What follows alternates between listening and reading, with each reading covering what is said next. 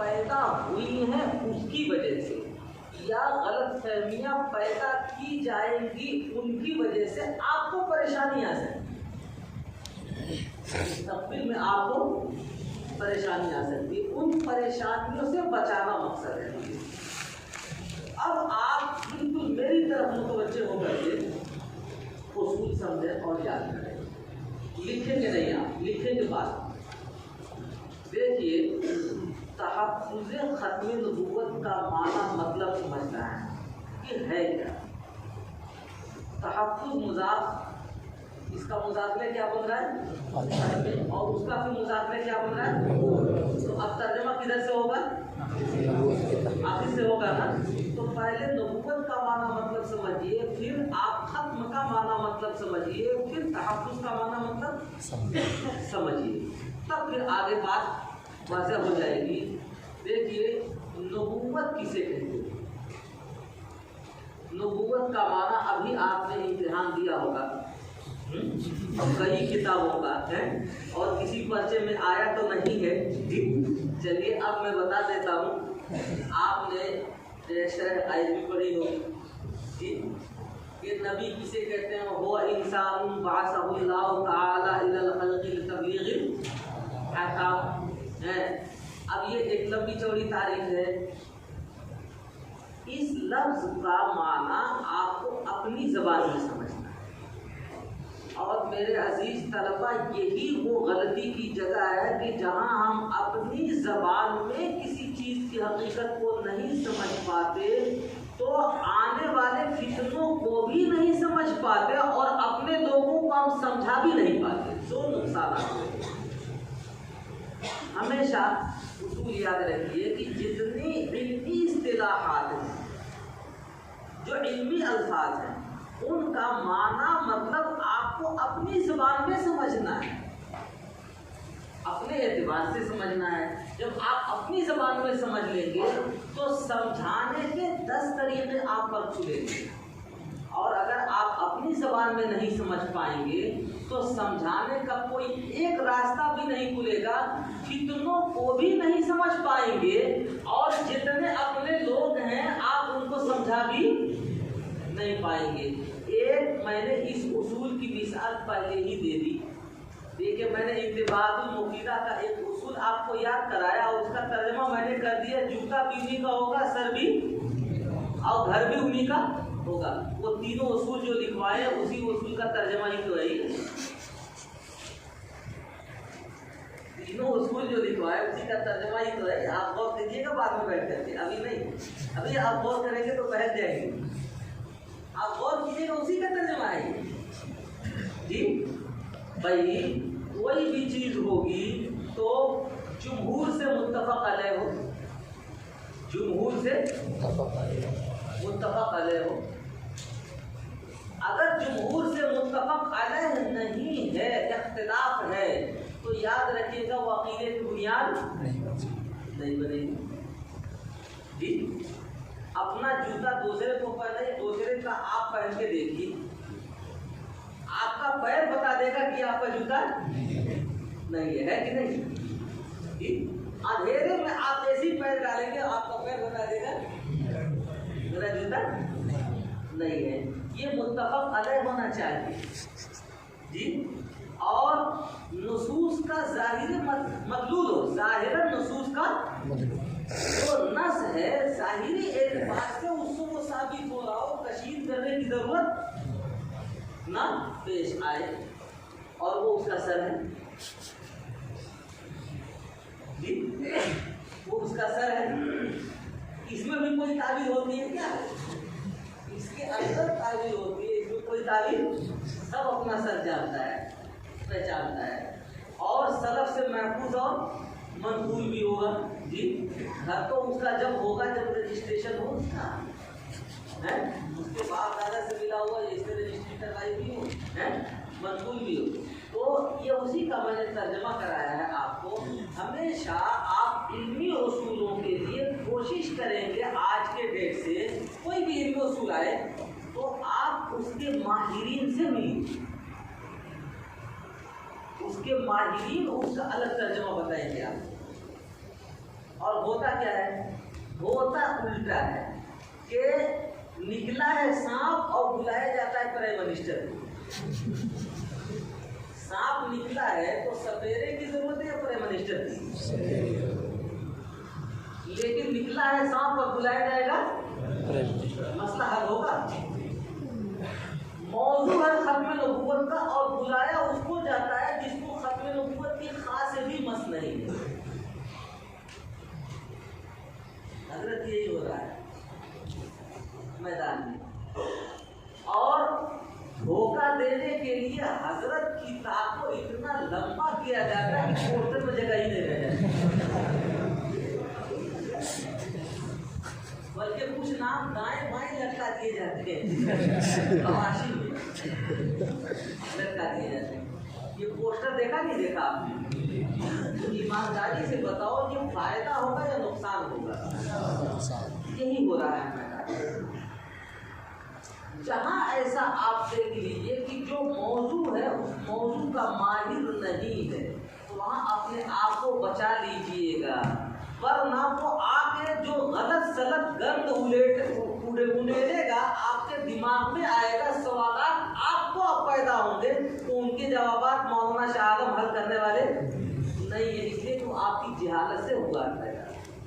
WhatsApp university سے، Google college سے، تو یہاں سے یہ سب نہیں حل ہوا کرتے، ماہرین سے حل ہوتے ہیں۔ آپ ماہرین سے رجوع کریں گے تو انشاءاللہ اس کا متبادل اس لفظ کا ترجمہ بتائیں گے، پھر اس کو آپ اپنی زبان میں جب سمجھ لیں گے تو پبلک کو سمجھانا ایک دم آسان سے آسان تر ہو جاتا ہے۔ اب اسی کی مثال دیتا ہوں میں، دیکھیے لفظ نبوت کو سمجھایا ہے حضرت شاہ ولی اللہ کا محدث دہلوی رحمۃ اللہ علیہ نے۔ اب یہ بھی حجت اللہ البالغہ کا ایک لمبے چیپٹر کا سبق ہے، حوالہ بھی میں دے رہا ہوں آپ کو، لیکن سمجھاؤں گا اپنی زبان سے۔ آپ آدمی ہیں، انسان ہیں جی، اس انسان کے اندر، اس آدمی کے اندر دو چیزیں آپ کو دکھائی دے گی، ایک تو جسم دکھائی دے رہا ہوگا اور ایک دکھائی دے رہا ہوگا اس کے اندر روح۔ یہ دونوں دو الگ الگ چیزیں، دونوں ایک نہیں۔ روح یہ خدا کی طرف سے آئی ہے، وَنَفَخْنَا فِيهِ مِن رُوحِهِ، اللہ تعالیٰ نے اس کی روح کی اضافت اپنی طرف کی ہے، یہ اضافت تشریفی ہے۔ جیسے اللہ کی مسجد، تو مسجد بنائی ہوئی تو آپ کی ہوتی ہے، اللہ کی مسجد ہے، اللہ کا گھر، گھر تو آپ کا ہوتا ہے، لیکن آپ اس کی شرافت، کرامت، نجابت کی وجہ سے اضافت کر دیتے ہیں۔ تو اب اسی طرح سے یہ آئی ہے اللہ کی طرف سے۔ اور ڈھانچہ پیدا ہوا ہے اس مٹی سے، خلقناہ من سلالۃ من طین، کھنکھناتی ہوئی مٹی سے بنایا ہے۔ دونوں کی ساخت الگ، دونوں کا انداز الگ، ابتدا سے لے کے انتہا تک دونوں کی ساری چیزیں بالکل الگ الگ ہیں، دونوں ایک نہیں ہوتی۔ روح کتنی لطیف ہے، نہ دیکھنے میں آتی ہے، نہ سونگھنے میں آتی ہے، نہ پکڑنے میں آتی ہے، نہ چکھنے میں آتی ہے، نہ سننے میں آتی ہے، لیکن سمجھ میں آتی ہے کہ نہیں آتی ہے؟ آتی ہے۔ اچھا، تو یہ اتنا لطیف ہے، کیوں؟ یہ باری تعالیٰ تو اس سے بھی زیادہ لطیف ہے، باری تعالیٰ تو اس سے بھی زیادہ لطیف ہے، یہ وہاں سے آئی ہے نا۔ اور ڈھانچہ چکھنے، پکڑنے، چھونے، سننے، سمجھنا، ہر چیز میں آتا ہے۔ ابتدا بھی دونوں کی الگ، انتہا بھی دونوں کی الگ۔ انتہا کیا ہے؟ جب یہ دونوں آ کے ملے ہیں تو روح کے بارے میں مولانا صاحب یہ ابھی جا رہے ہیں چوتھے آسمان پر، دیکھیے ابھی پہلے ہی بتا دیا گیا ہے کہ عیسیٰ علیہ السلام کے پاس جانے کی ضرورت نہیں، وہ آئیں گے۔ آپ ان کے پاس کہاں جا رہے ہیں؟ ہم آگے جا رہے ہیں، سال بعد جا رہے ہیں، اب مت جائیے، نہیں آئیں گے، نام نہیں، میں آپ کو اس طرح دلا رہا ہوں ہاں، یہ اجماع امت کے ساتھ بھی ہے اور سلف خلف سے مطلوب بھی ہے کہ عیسیٰ علیہ السلام آئے، یہ بھی جا رہا جی، یہ بھی جا رہا چلیے۔ تو میں عرض کر رہا تھا رات کو بھی جانے کی نیند، ان کی ابتدا بھی الگ، ان کی انتہا بھی الگ، یہ دونوں جب آ کر کے مل جائیں ایک ساتھ تو اب اس کا نام ہوتا ہے انسان، اور الگ الگ ہو جائے تو نام بھی الگ، احکام بھی الگ، جی دونوں مل جانے کی صورت میں ان کا نام ہوتا ہے انسان۔ ابھی ایک آدمی ہے چارپائی میں پڑا ہوا ہو اور وہ نکل جائے تو آپ کہیں گے کہ عبد الرحمان نہیں رہے، عبداللہ نہیں رہے، پڑا تو ہوا چارپائی پر، آنکھ ناک کان بال ہیں، ناخن پیٹ ہاتھ کان سب کچھ ہے لیکن روح نہیں ہے، تو آپ کہیں گے کہ یہ انسان، اس کا نام انسان نہیں رکھے، کہیں گے لاش پڑی ہوئی ہے، کہیں گے روڈ کے اوپر ایک لاش پڑی ہوئی ہے، اور اگر روح ہوگی تو آپ کہیں گے کہ روڈ کے اوپر انسان زخمی پڑا ہوا ہے، سب ہو گیا نا، لاش لاشی، لاش کا معنی لاشی، نام بھی الگ ہو جاتا ہے۔ اور دیکھیے احکامات الگ ہونے کے ساتھ ساتھ ان کی ابتدا ہے تو ان کی ایک انتہا بھی ہوگی، انتہا کیا ہے؟ فرجعی الی ربک راضیۃ مرضیہ، اور اس کے بارے میں مٹی کے بارے میں کیا ہے کہ منہا خلقناکم وفیہا نعیدکم ومنہا نخرجکم تارۃ اخری، ابتدا بھی الگ، انتہا بھی الگ، ساری چیزیں الگ ہے نا، صرف ایک وقت آ رہا ہے جب انسان میں یہ دونوں چیزیں ڈھانچے میں آ کر کے مل جاتی ہیں تو اب اس کا نام رکھ دیا جاتا ہے انسان، لیکن ابتدا اور انتہا ساری چیزیں الگ، ساخت الگ ہیں، ان کا قوام الگ، نام الگ، کام الگ، احکام الگ، ساری چیزیں الگ ہیں۔ تو میرے دوستو یہ بتاؤ کہ ان کا نظام بھی تو الگ ہوگا، نظام بھی تو الگ ہوگا نا، مثلا نظام میں آپ کو بتاتا ہوں کہ بچہ جب پیدا ہوتا ہے، یہ ڈھانچہ جب وجود میں آتا ہے تو اس کا نظام یہ ہے کہ اس کو چاہیے غذا، اس کو چاہیے غذا، اب بغیر غذا کے اب یہ زندہ رہے گا نہیں، غذا چاہیے اس کو، کیا ہے غذا اس کی؟ اب طریقہ کار یہ ہے کہ جیسے یہ ڈھانچہ وجود میں آیا تو جس دن آپ آئے ہوں گے آتے ہی آپ نے گھنٹی لگائی ہوگی، الارم بجایا ہوگا، الارم بجاتے ہی ماں جب دودھ منہ میں ڈالتی ہے تو الارم بند ہو جاتا ہے، چپ ہو جاتا ہے، اور الارم بھی سب کا ایک ہی ہے، آپ میں سے جو لوگ بنگال سے آئے ہوئے ہیں وہ بنگالی میں نہیں الارم بجائے،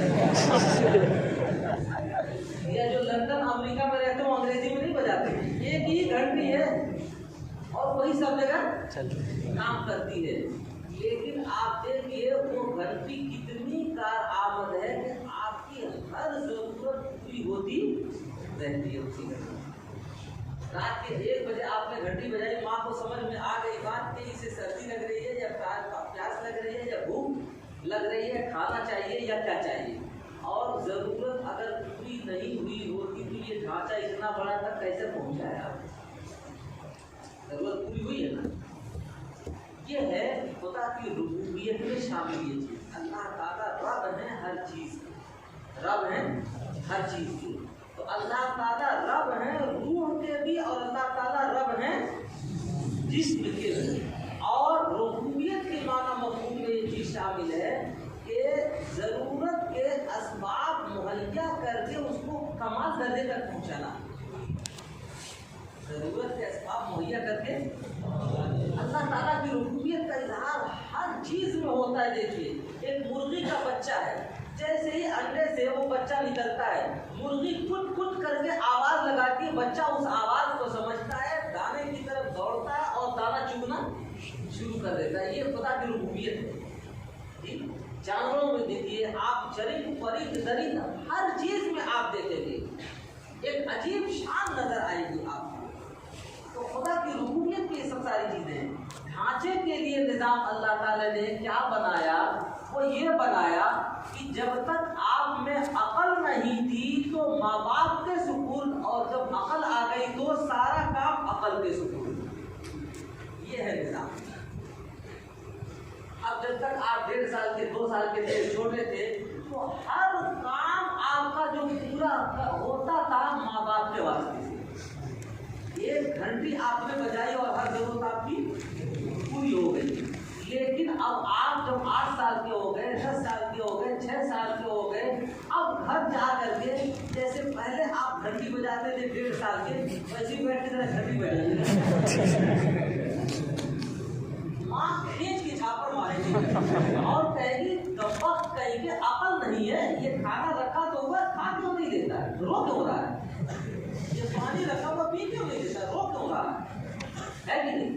جیسے ہی عقل آ گئی تو اب عقل بتاتی ہے کہ آپ کو دھوپ میں بیٹھنا ہے یا سائے میں، آپ کو کھانا ہے یا پینا ہے، آپ کو پیاس لگ رہی ہے یا بھوک لگ رہی ہے، آپ کو کیا کرنا ہے، گرم کپڑا پہننا ہے یا سرد کپڑا پہننا ہے، ہر چیز اب عقل بتاتی ہے کہ نہیں؟ اس ڈھانچے کا نظام اللہ تعالیٰ نے یہ بنایا ہے کہ وجود میں آنے کے بعد سے مٹی میں جانے تک، وجود میں آنے کے بعد سے مٹی میں جانے تک اس کا نظام یہ ہے کہ جب تک عقل نہیں تھی تو اس کے ورثہ کے سپرد، اس کے ماں باپ کے سپرد، اور جب عقل آ گئی تو ہر کام عقل کے سپرد۔ اب عقل بتاتی ہے، چنانچہ بڑا ہونے کے بعد بھی جب وہ معاوف ہو جاتا ہے، پاگل ہو جاتا ہے، ذہنی توازن کھو دیتا ہے، تب بھی اس کے ورثہ اس کی دیکھ ریکھ کرتے ہو، اس کی ضرورتیں پوری کرتے ہیں۔ لیکن جب عقل ہوگی تو ہر کام عقل کے سپرد۔ یہ نظام تو سمجھ میں آ گیا نا ڈھانچے کا؟ اسی پر اس کی ابتدا ہے، اسی پر اس کی انتہا۔ جب ابتدا ہے تو انتہا بھی ضرور ہونی ہے۔ ایسا کوئی ڈھانچہ نہیں ہے کہ جو آیا اس وقت سے لے کے اور آج تک رہے اور قیامت تک رہے، ایسا کوئی ڈھانچہ نہیں ہے۔ اس کی ایک ابتدا ہے تو ایک نہ ایک دن انتہا اس کی ضرور ہوگی۔ اب یہی سوال پیدا ہوتا ہے کہ ڈھانچے کا نظام تو سمجھ میں آ گیا، روح کا نظام کیا ہے؟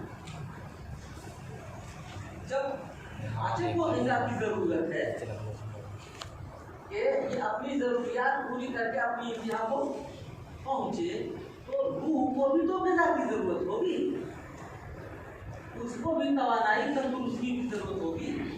تو وہ بھی جب آئی ہے یہاں تو اپنے خدا کے پاس جائے۔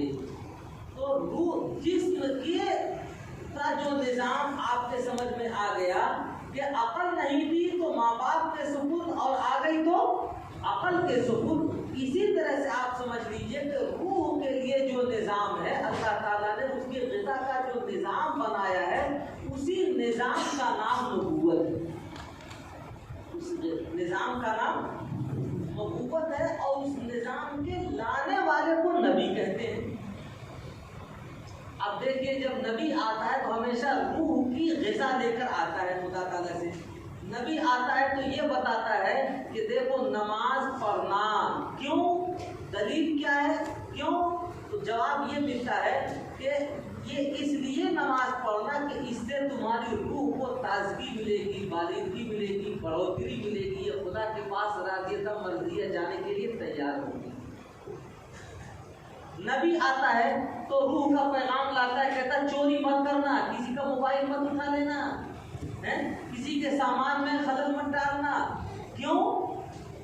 نبی آ کے بتاتا ہے ایسا تم کو موقع ملا ہے، خاموشی سے کرنے کو تو کر لو گے لیکن تمہاری روح کو سکون نہیں ملے گا۔ نبی آتا ہے تو کہتا ہے کہ مال تم نے کمایا اور اس میں سے زکوٰۃ دینا۔ کیوں؟ ہر چیز کی علت یہ ہے کہ اس سے تمہاری روح کو سکون ملے گا۔ زنا مت کرنا، یہ غلط مت کرنا، جھوٹ مت بولنا، کسی کے خلاف سازش مت رچنا، کسی کے خلاف سازش رچا جائے تو اس میں شریک مت ہونا۔ کیوں؟ یاد رکھو تم کامیاب تو ہو جاؤ گے لیکن تمہاری روح کو سکون نہیں ملے گا۔ یہ روح تمہاری خدا تک راضیہ مرضیہ جانے کے لیے تیار کسی قیمت پر نہیں ہوگی۔ ہمیشہ نبی آتا ہے تو روح اور روحانیت والے پیغام لاتا ہے۔ اب آپ کے سمجھ میں آیا کہ ڈھانچے کا جو نظام ہے تو اس کا نام عقل ہے۔ عقل ہو تو عقل کے سپرد، نہ ہو تو ماں باپ کے سپرد۔ اور روح کا نظام جو ہے اسی نظام کا نام نبوت ہے، اسی نظام کا نام قرآن ہے، اسی نظام کا نام حدیث اور سنت ہے، اسی نظام کا نام فقہ ہے، اسی نظام کا نام اسلام ہے، اسی نظام کا نام دھرم ہے، مذہب ہے، اسی نظام کا نام دین ہے، اب شریعت ہے۔ جو چاہے آپ نام رکھتے چلے جائیے، اصل میں یہ روح کی غذا کے لیے نبی پاک صلی اللہ علیہ وسلم جو کامل و مکمل پیغام لے کر آئے ہیں، جو غذا لے کر آئے ہیں، تو اسی نظام کا نام مختلف ادوار میں مختلف مواقع سے تبدیل ہوتا رہتا ہے اس کا نام، ورنہ اصلاً تو وہی ہے۔ اور اس نظام کے لانے والے کو کیا کہتے ہیں؟ نبی کہتے ہیں۔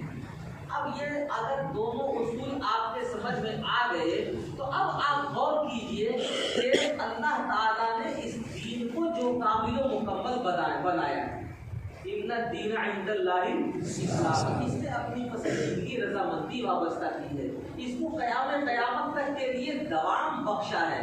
وہ کیوں بخشا ہے؟ اس لیے بخشا ہے کہ روح کے لیے جو غذا چاہیے تھی وہ غذا کامل و مکمل طور پر ہمارے نبی لے کر آ چکے ہیں۔ اس میں نہ کمی کرنے کی ضرورت ہے اور نہ اضافہ کرنے کی ضرورت ہے۔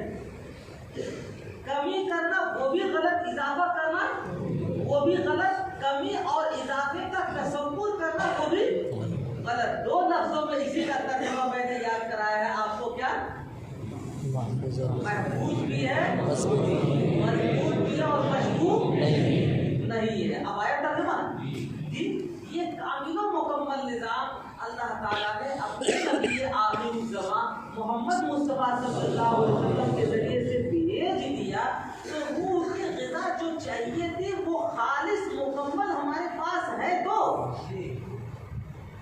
مکمل ہے کہ نہیں ہے؟ اب آپ کو اس کے اضافے کی کیا ضرورت ہے؟ جب مکمل ہے تو جو گلاس لبالب بھرا ہوا ہو اس میں ایک نہیں آدھا قطرہ بھی پانی ڈالو گے تو ہوگا کیا؟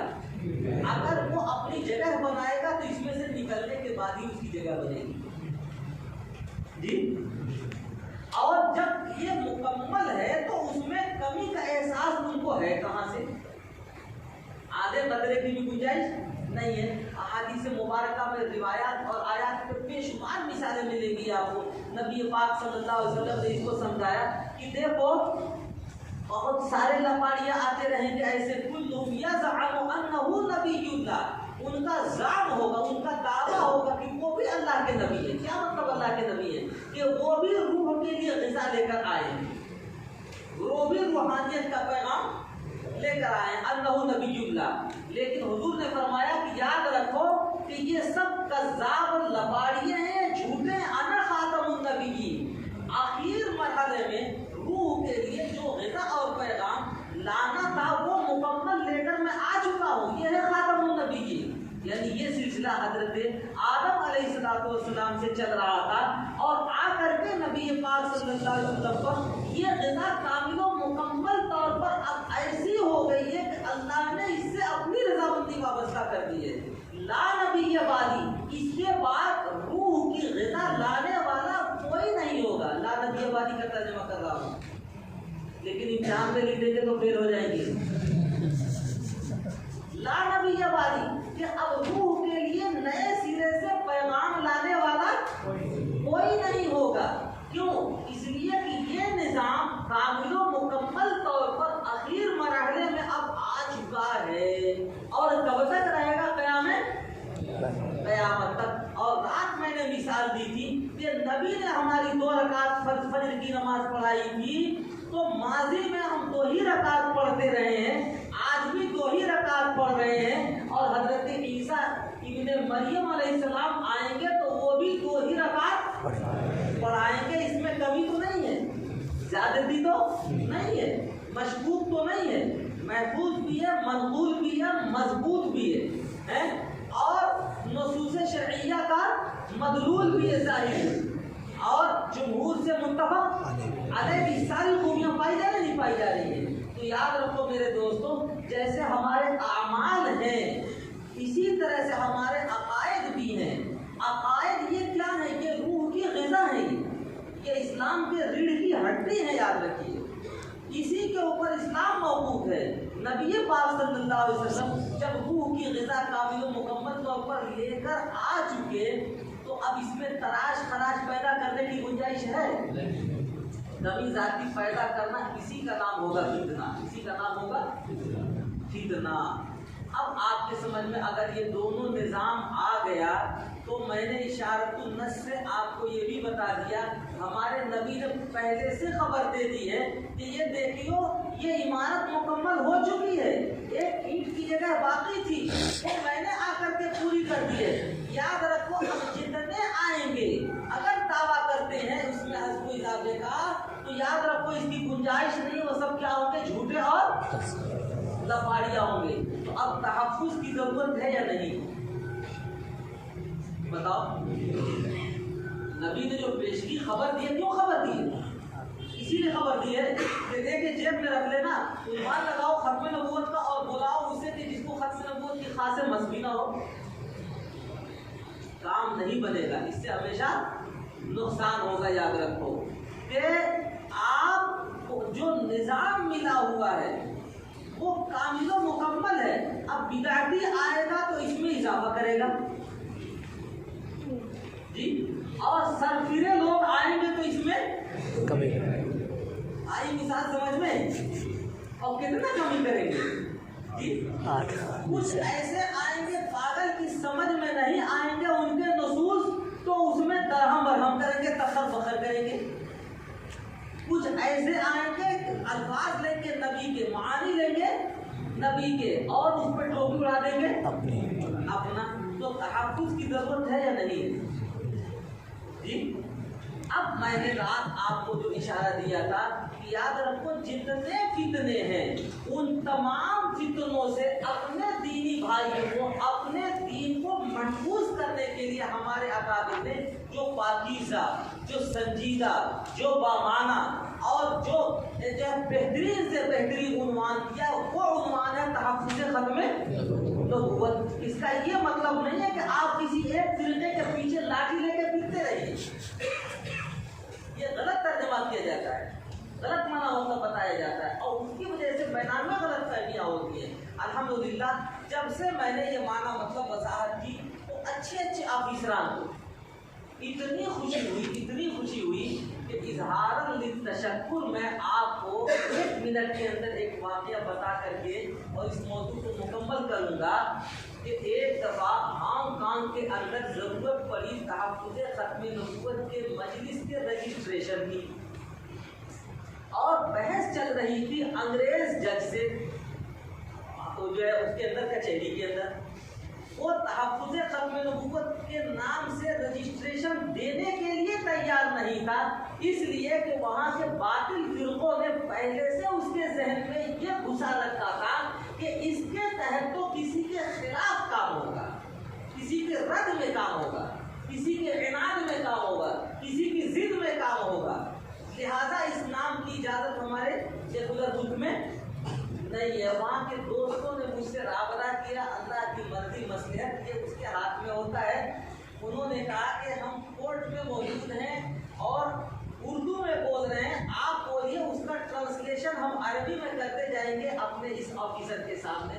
انہوں نے یہی سوال دوہرا دیا، میں نے اس کو یہ سمجھایا، ہم نے کہا تحفظ ختم نبوت اصل میں یہ ہمارے اسلام میں جو بدن میں، انسانی بدن میں جو ڈھانچہ ہے، جو روح ہے، اس روح کی غذا جو نبی پاک صلی اللہ علیہ وسلم لے کر آئے ہیں، اس غذا کو کسی کے دست برد سے محفوظ کرنے کا نام تحفظ ختم نبوت اس لیے ہم یہ عنوان رکھتے ہیں. الحمدللہ شاید 5-7 منٹ 10 منٹ نہیں لگے اور ترجمہ ہونے کے بعد تھوڑی ہی دیر کے بعد مجھے خوشخبری ملی کہ دیار غیر میں تحفظ ختم نبوت کے نام سے یہ پہلی مجلس ہے جس کو رجسٹریشن ملا ہے.